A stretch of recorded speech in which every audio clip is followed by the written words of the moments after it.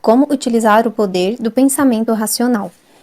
Muitos de meus pacientes ficam visivelmente desapontados quando prescrevo alguma coisa muito simples, como o uso do poder de raciocínio que Deus lhe deu, como método para modificar suas convicções e pensamentos negativos. No entanto, esse sistema tem uma vantagem: dá resultado.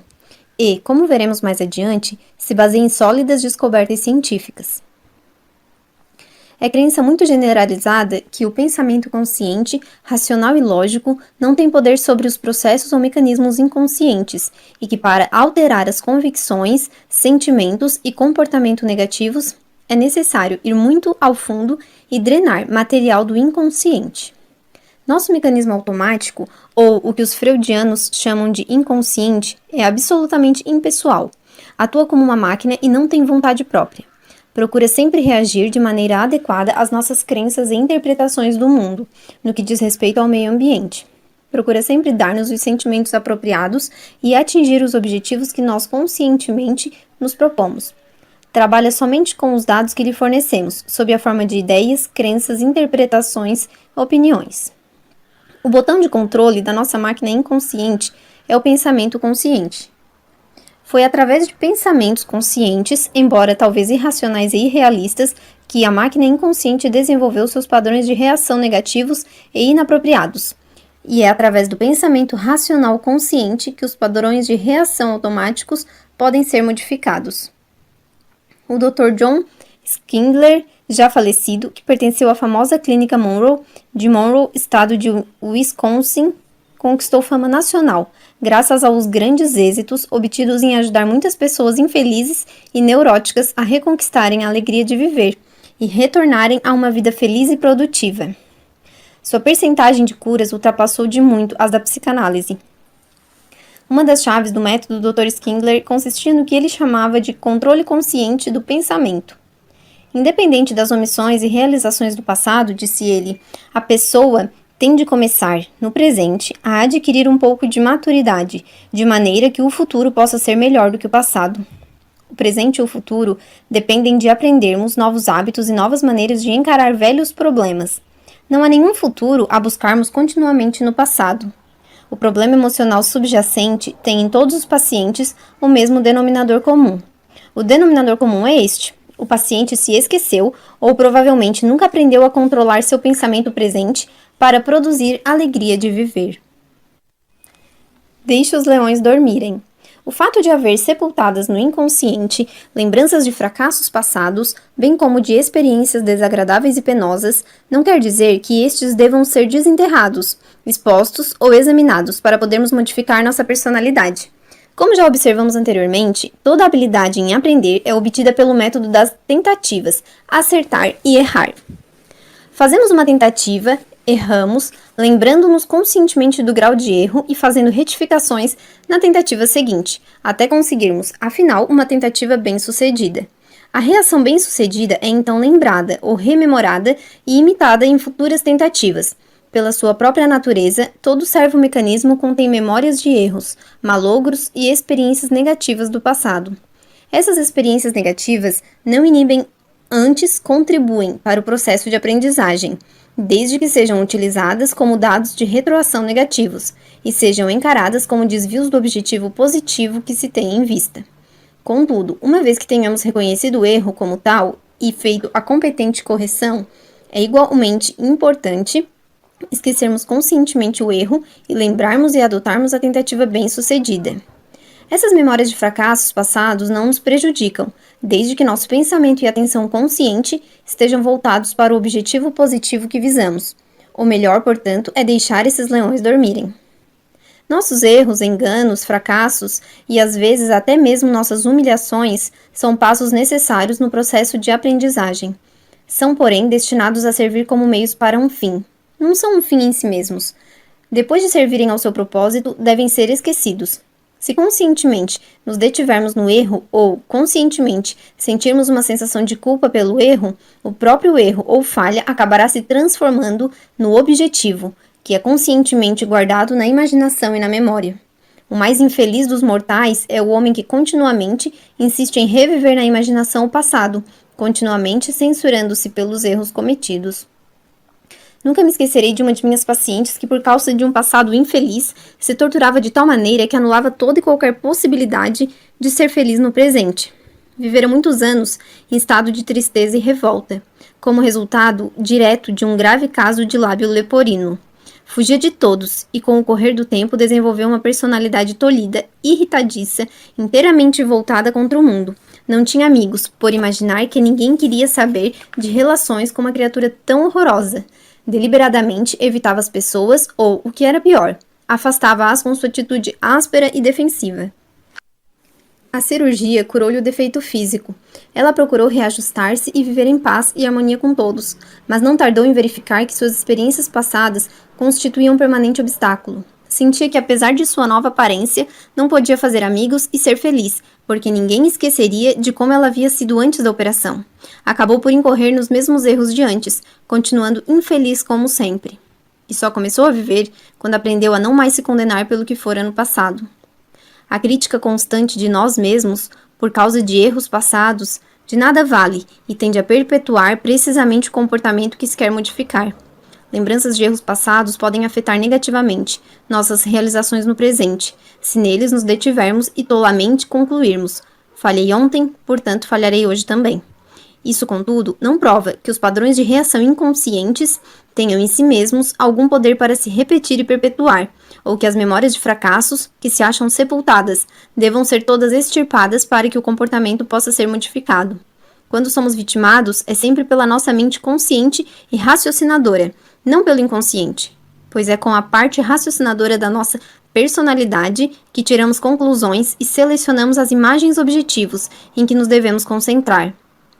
No instante em que mudarmos de ideia e cessarmos de conferir poder ao passado, este e mais todos os seus erros perdem o poder que tem sobre nós. Ignore os insucessos passados e caminhe para a frente.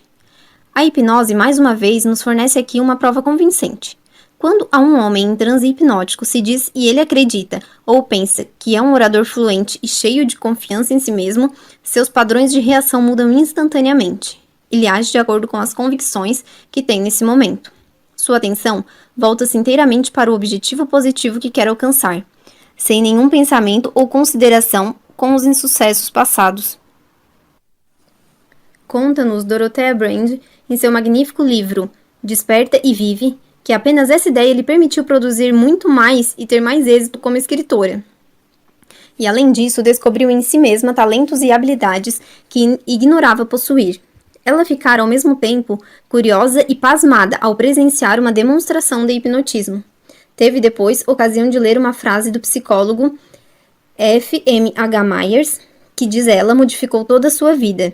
Myers explicava que os talentos e aptidões revelados por pessoas em estado hipnótico eram devidos a uma purgação da memória em relação a insucessos do passado. Se isso era possível em estado hipnótico, pensou Dorothea Brande, se as pessoas comuns traziam consigo talentos, aptidões, poderes que não usavam apenas por causa de insucessos passados, por que não poderia uma pessoa desperta usar esses mesmos poderes, ignorando simplesmente os insucessos passados e agindo como se fosse impossível fracassar? Resolveu experimentar. Agiria como se os poderes e habilidades estivessem presentes e à sua disposição. Dentro de 1 ano, sua produção literária aumentara muitas vezes, e a venda de seus livros também. Além disso, descobriu que tinha talento oratório e passou a ser muito procurada como conferencista, o que lhe deu não pouca satisfação. Anteriormente, não só nunca mostrara habilidade para falar em público, como detestava ter de fazê-lo. O método de Bertrand Russell. Em seu livro The Conquest of Happiness, A Conquista da Felicidade, diz Bertrand Russell, o grande filósofo e matemático inglês: eu não nasci feliz. Quando criança, minha canção favorita era: cansado da terra e sob o peso de pecados. Na adolescência, eu detestava a vida e estive continuamente à beira do suicídio, ao qual, entretanto, resisti por causa de meu desejo de saber mais matemática. Agora, ao contrário, eu amo a vida. Poderia quase dizer que a amo sempre mais, cada ano que passa. Isso é em grande parte devido à menor preocupação que tenho comigo mesmo. Como outros que tiveram educação puritana, eu tinha o hábito de meditar sobre meus pecados, loucuras e falhas pessoais. Eu parecia a mim mesmo, sem dúvida com razão, um miserável espécime humano. Gradualmente, aprendi a encarar com indiferença a mim mesmo e as minhas deficiências. Acabei por focalizar a atenção, cada vez com mais intensidade, em coisas externas. A situação do mundo, os vários ramos do conhecimento, as pessoas pelas quais sentia afeição. No mesmo livro, descreve Bertrand Russell seu método para modificar os padrões automáticos de reação baseados em falsas convicções. É de todo possível vencer as sugestões infantis do inconsciente e até modificar o conteúdo do inconsciente desde que se empregue a técnica certa. Quando você começar a sentir remorso por um ato que sua razão lhe diz que não é imoral, examine as causas do seu sentimento de remorso e convença-se do absurdo delas. Faça com que suas convicções conscientes sejam tão vividas e enfáticas que suscitem em seu inconsciente uma impressão bastante forte para enfrentar as impressões deixadas por sua mãe ou sua babá, quando você era ainda criança. Não se satisfaça com uma alternação entre momentos de racionalidade e momentos de irracionalidade. Olhe a irracionalidade de frente, determinado a não respeitá-la e não deixar que ela o domine. Sempre que ela procurar projetar em seu consciente pensamentos ou sentimentos insensatos, arranque-os pela raiz, examine-os e rejeite-os. Não se permita continuar sendo uma criatura vacilante, dominado metade pela razão e metade por tolices infantis. Mas, para a rebelião ter êxito, no sentido de trazer felicidade pessoal e permitir ao homem viver em coerência com um padrão e não vacilar entre dois, é preciso que pense e sinta a respeito daquilo que sua razão lhe diz. A maioria das pessoas, após se desfazerem superficialmente das superstições da infância, pensam que não há mais nada a fazer. Não sabem que tais superstições continuam a existir subterraneamente. Após chegarmos a uma convicção racional, é necessário nos determos nela, acompanharmos suas consequências, procurarmos dentro de nós mesmos toda e qualquer crença que não se coadune com a nova convicção e que de outro modo poderia sobreviver. O que eu recomendo é que todo homem deve resolver de maneira enfática em que ele realmente acredita e jamais permitir que crenças irracionais contrárias passem impunemente ou sobre ele obtenham poder, por breve que seja. Trata-se de raciocinar consigo mesmo, naqueles momentos em que ele é tentado se tornar infantil. Mas esse raciocínio, se for suficientemente intenso, pode ser muito breve. As ideias não se modificam pela vontade, mas por outras ideias. É fácil perceber que a técnica sugerida por Bertrand Russell de procurarmos em nós mesmos as ideias que estejam em contradição com alguma convicção profunda é essencialmente igual ao método experimentado clinicamente com tão impressionantes resultados, por Prescott Leck. O método de Leck consistia em fazer o paciente ver que alguns de seus conceitos negativos eram incoerentes com alguma outra crença profunda. Leck acreditava ser intrínseco à própria natureza da mente que todas as ideias e conceitos que compõem a personalidade devem parecer coerentes uns com os outros. Se a incoerência de determinada ideia for conscientemente reconhecida, essa ideia deve ser rejeitada. Tive entre meus pacientes um vendedor que ficava apavorado ao ter de visitar clientes importantes. Seu medo e nervosismo foram vencidos em apenas uma sessão, durante a qual lhe perguntei: você, fisicamente, seria capaz de se pôr de 4 pés e rastejar até o gabinete do cliente, prostrando-se como se ele fosse um ente superior? É evidente que não, respondeu ele com veemência. Então, por que mentalmente você se curva e rasteja? Outra pergunta. Você seria capaz de entrar na sala do cliente com a mão estendida como um mendigo e pedir dinheiro para um cafezinho?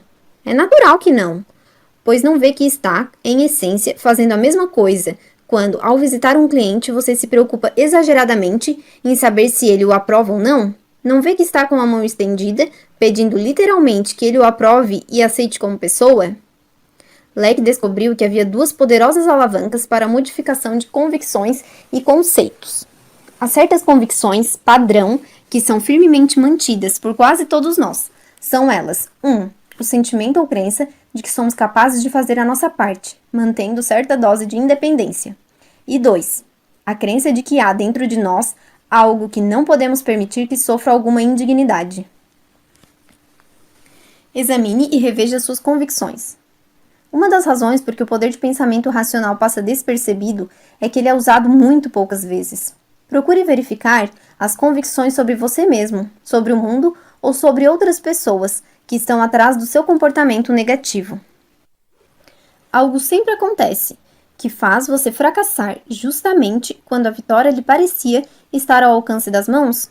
Talvez você, secretamente, se sinta indigno do êxito ou julgue que não merece. Você se sente pouco à vontade no meio de outras pessoas? Talvez se considere inferior a elas, ou então supõe que elas são hostis e inamistosas. Você fica ansioso e amedrontado, sem razão plausível, numa situação relativamente segura? Você talvez acredite que o mundo em que vive é um lugar hostil, adverso, perigoso, ou que você merece ser castigado. Não se esqueça de que tanto comportamento como sentimento nascem das convicções.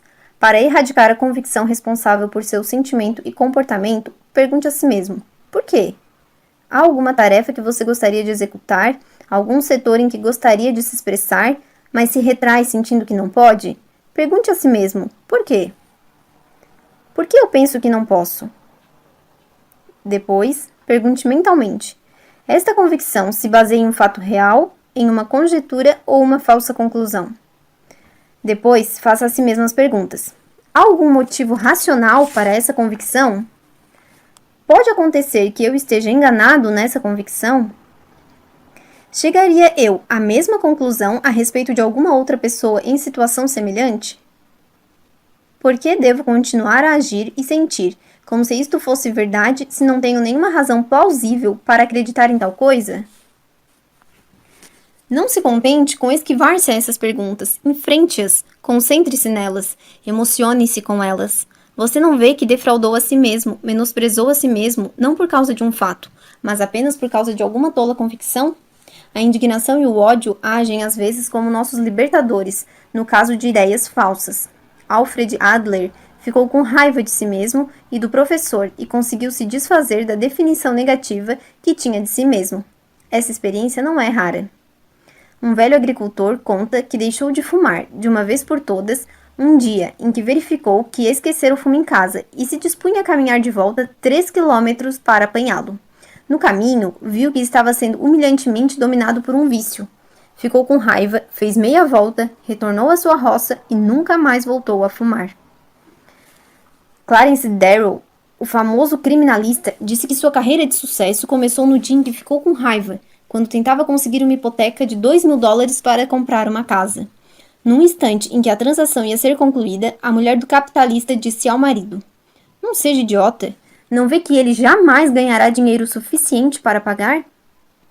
Darrow, ele próprio, tinha sérias dúvidas a esse respeito. Mas algo aconteceu quando ouviu essa observação. Ficou indignado, tanto com a mulher como consigo mesmo, e resolveu que iria vencer na vida. Um homem do comércio, meu amigo, teve experiência muito semelhante. Homem vencido, aos 40 anos de idade, preocupava-se continuamente sobre como iriam ser as coisas, sobre suas próprias falhas e se seria ou não capaz de levar a bom termo suas tentativas comerciais.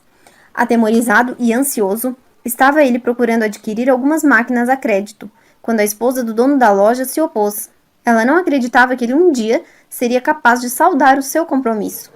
Naquele instante, ele viu suas esperanças ruírem, mas logo a seguir sentiu-se indignado. Afinal, quem era ele para que os outros o fizessem de joguete? Quem era ele para ser continuamente humilhado?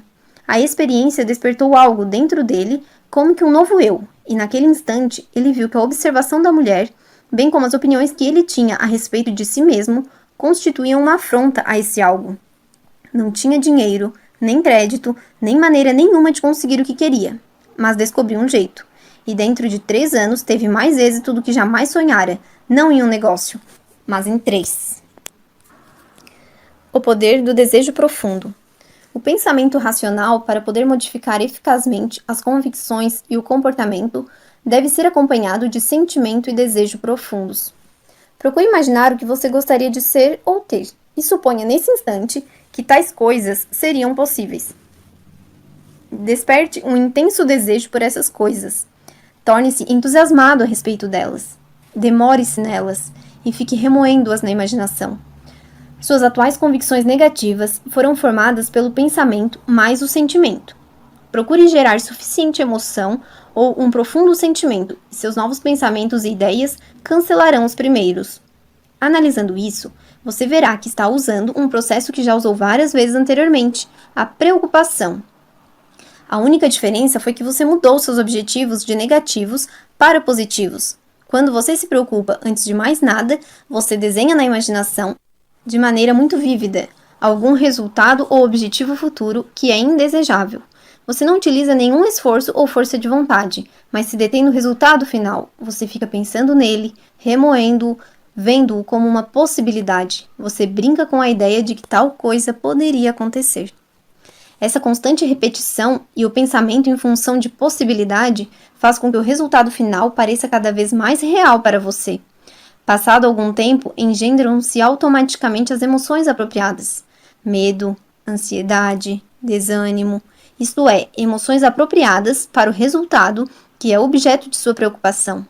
Mude, portanto, o quadro do seu objetivo, e você poderá, com igual facilidade, gerar emoções boas.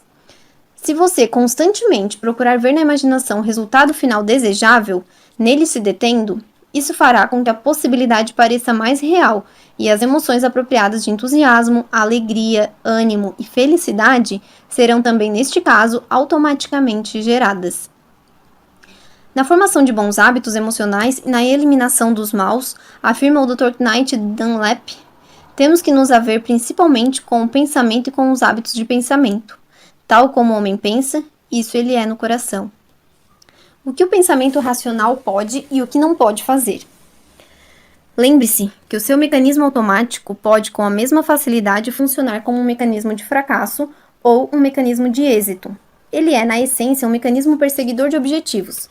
Que objetivos ele persegue depende de você. Muitos de nós, inconscientemente e de maneira involuntária, estabelecemos objetivos de insucesso, porque cultivamos atitudes negativas e temos habitualmente na imaginação o retrato de insucessos.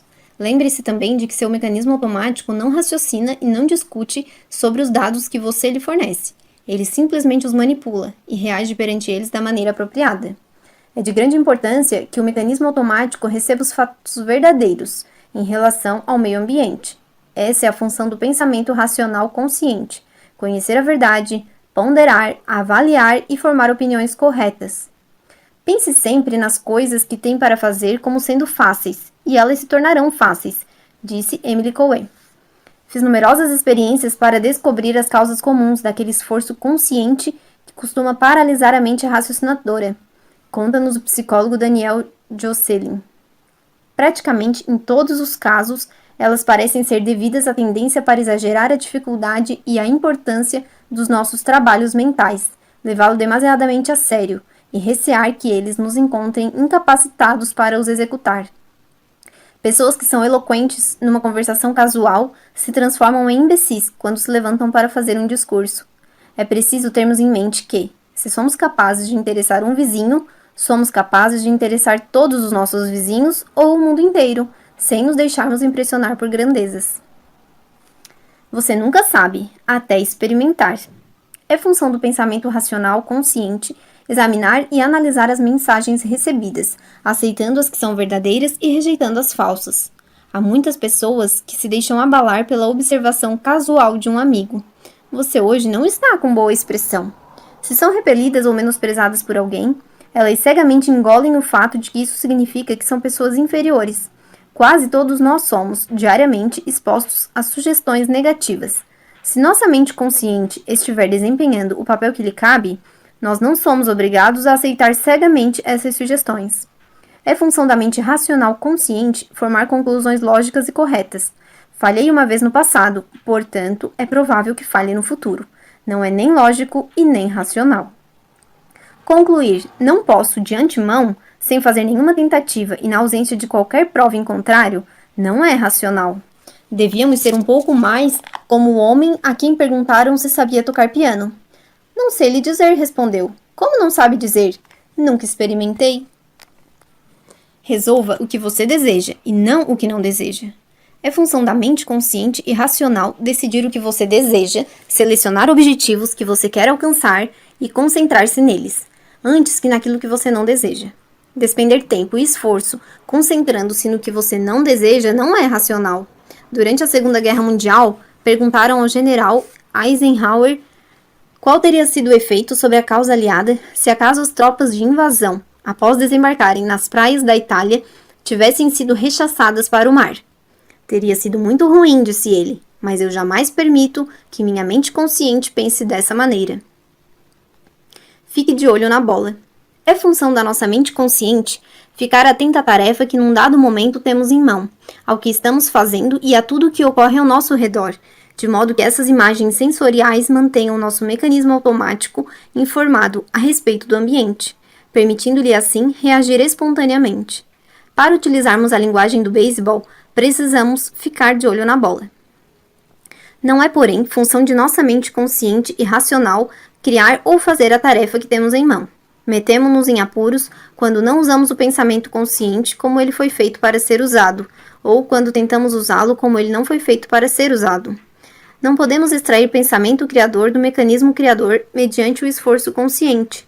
Não podemos fazer o trabalho a ser feito através de esforços conscientes. E, como procuramos fazê-lo e não o conseguimos, ficamos preocupados, ansiosos, frustrados.